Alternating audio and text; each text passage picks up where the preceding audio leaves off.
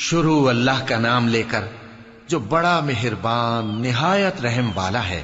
اے پیغمبر صلی اللہ علیہ وآلہ وسلم، اپنے پروردگار عالی شان کے نام کی تسبیح کرو، جس نے انسان کو بنایا، پھر اس کے اعضاء کو درست کیا، اور جس نے اس کا اندازہ ٹھہرایا، پھر اس کو رستہ بتایا، اور جس نے چارہ اگایا، پھر اس کو سیاہ رنگ کا کوڑا کر دیا۔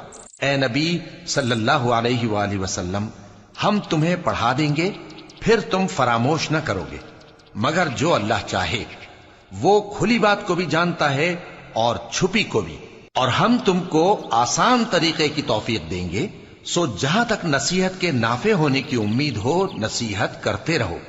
جو خوف رکھتا ہے وہ تو نصیحت حاصل کرے گا، اور بے خوف بدبخت اس سے کترائے گا۔